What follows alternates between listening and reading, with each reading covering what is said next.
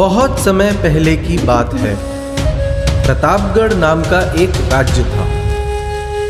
वहां राजा भानु प्रताप का शासन हुआ करता था। राजा भानु प्रताप की एक बेटी थी, फूल कुमारी। वो बहुत ही चंचल और हंसमुख स्वभाव की थी। फूल कुमारी को महल की जगह बाग बगीचों में समय बिताना ज्यादा पसंद था। फूल कुमारी का स्वभाव इतना सरल था कि वो छोटी से छोटी बात पर भी जोर जोर से हंसती थी।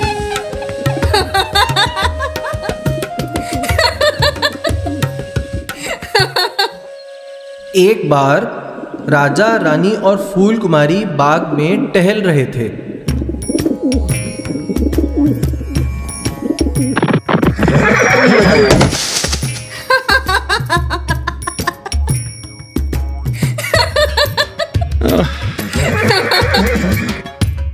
अपनी बेटी फूल कुमारी को इस तरह हंसते देखकर राजा को बिल्कुल अच्छा नहीं लगा।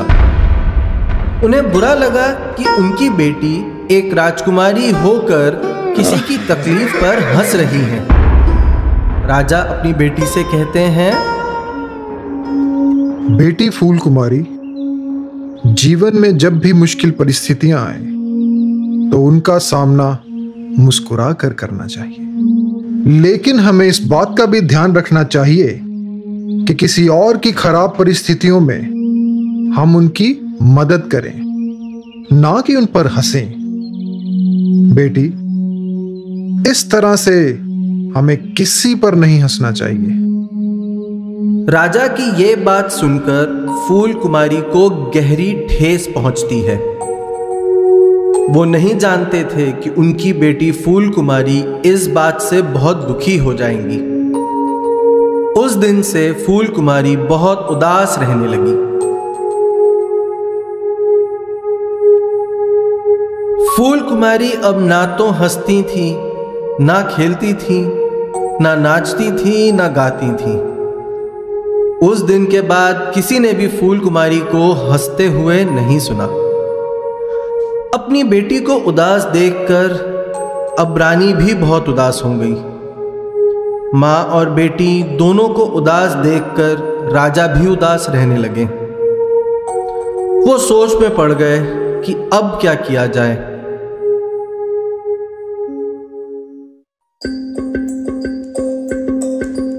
अब महाराज। क्या बात है मंत्री?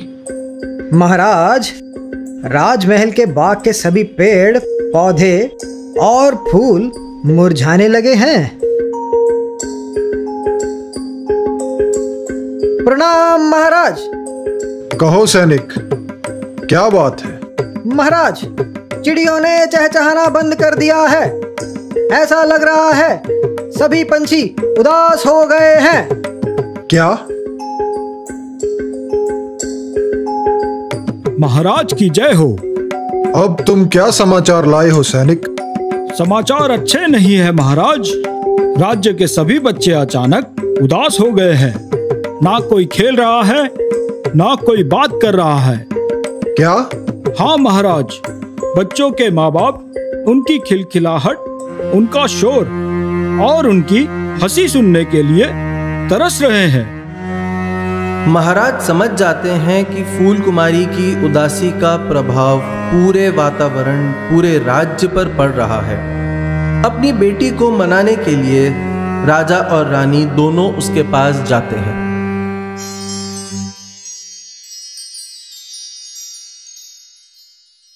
बेटी फूल कुमारी, तुम कितने दिनों से बगीचे में नहीं गई। फूल, पौधे, तितलियां सब तुम्हें बहुत याद करते हैं। चलो हमारे साथ बगीचे में चलो बेटी। फूल कुमारी की इस उदासी को दूर करने के लिए राजा एक ऐलान करते हैं।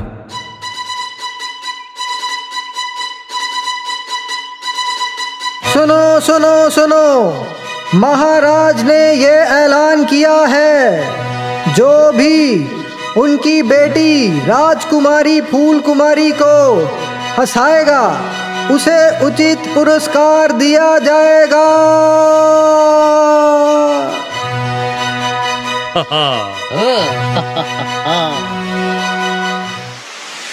बहुत लोग आए, सबने कोशिश की, लेकिन फूल कुमारी को कोई नहीं हंसा पाया।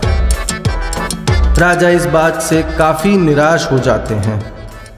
फिर एक दिन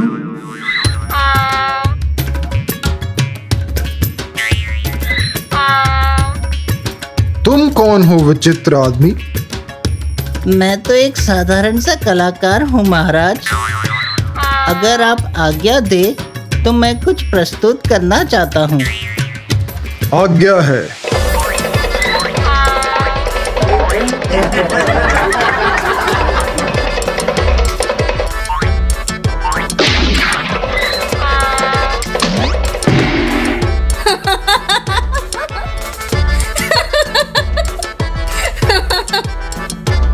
अपनी बेटी को हंसता देख राजा और रानी का चेहरा खिल गया। उन्होंने उस विचित्र आदमी को बुलाया और उससे उसका परिचय पूछा। तुम कोई साधारण कलाकार नहीं हो। आखिर तुम हो कौन नौजवान? मेरा नाम वीरेंद्र सिंह है महाराज। मैं विक्रम नगर का राजकुमार हूँ। आपने हमारी बेटी की मुस्कान लौटाई है, इसलिए हम आपके आभारी हैं राजकुमार। आप हमारे राज्य में पहली बार आए हैं। मैं आपसे विनती करता हूं कि आप कुछ दिन हमारे यहाँ बिताएं।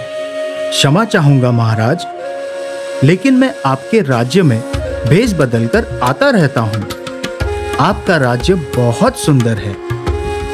तो आप हमसे पहले क्यों नहीं मिले? मैं आपसे मिलने आया था महाराज, लेकिन रास्ते में मेरा घोड़ा बिगड़ गया और मैं जमीन पर गिर गया था। फिर मुझे सूत्रों से पता लगा कि राजकुमारी की उदासी की शुरुआत मुझसे हुई थी। इसका अंत भी मुझे ही करना था, इसलिए मैं भेष बदल कर आया हूँ। राजा समझ गए थे कि राजकुमार वीरेंद्र और कोई नहीं बल्कि वही व्यक्ति है जिस पर राजकुमारी हंस पड़ी थी। उन्हें यकीन हो गया कि राजकुमार वीरेंद्र ही उनकी बेटी को जीवन भर खुश रख सकता है। राजा ने फौरन ही राजकुमार वीरेंद्र और बेटी फूल कुमारी का विवाह घोषित कर दिया।